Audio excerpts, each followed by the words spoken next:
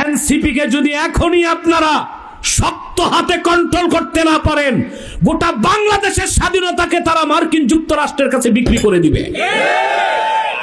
তাহলে বোঝা যাচ্ছে এরা চাচ্ছে বিএনপিও ক্ষমতায় না আসুক, জামাতও না আসুক, হেফাজতও না আসুক, আলেম ওলামা না আসুক, তো ক্ষমতায় আসবে কারা? এই যে খতনা করছে 2 দিন আগে, এরা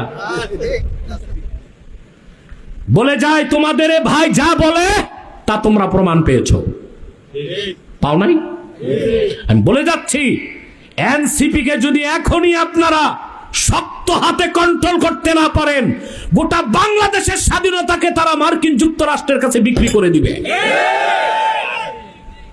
যারা যুগের পর যুগ রাজনীতি করলো, বিএনপি, জামাত, খেলাফত, মজলিস, এরা কেউ থাকবে না। ওনারা খতনা করছে 2 দিন আগে, হ্যাঁ, এনসিপি, ন্যাশনাল চিলড্রেন পার্টি, ওনারা ক্ষমতায় যাবে। রাজনীতির র তো বুঝে না। দেশ স্বাধীন এক জিনিস, রাজনীতি আরেক জিনিস, রাষ্ট্র পরিচালনা আরেক জিনিস। আমি আগেই বুঝতে পেরেছিলাম এরা প্রথমে ধরবে বিএনপিকে, তারপর ধরবে জামাতকে, তারপর ধরবে হেফাজতকে।